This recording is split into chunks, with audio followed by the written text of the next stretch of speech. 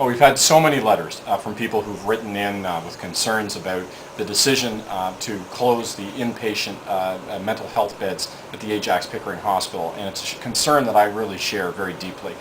This is a direction that we just can't be going in, and so that's why this week one of the things I spoke about was this decision, how wrong-hearted it was. In countless communities across Canada, access to quality mental health care is diminishing. Growing need is being met with underfunding and neglect. In my own riding of Ajax Pickering, this is manifest in the loss of all inpatient mental health beds, a bad decision that risks the health and well-being of all that call West Durham home.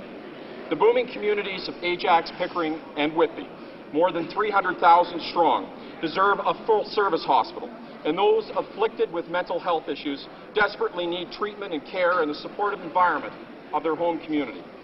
Mr. Speaker, we require true leadership on mental health. Leadership from this government that develops a national strategy to deal with mental health and works with our provinces to provide targeted funding so that mental health services grow and succeed in our communities, not disappear. After waiting a year and a half, the simple establishment of a mental health commission is woefully inadequate. We need national action now to protect mental health services in our communities.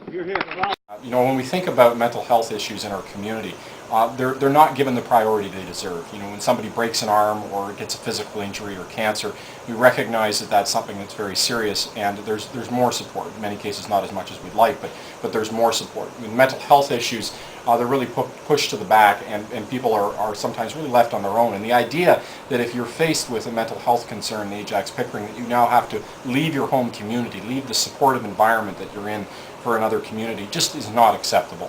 And so that's one of the reasons I spoke out about it in the House, and I'm going to do everything that I can to support all the people who are fighting against this change. It's just absolutely wrong.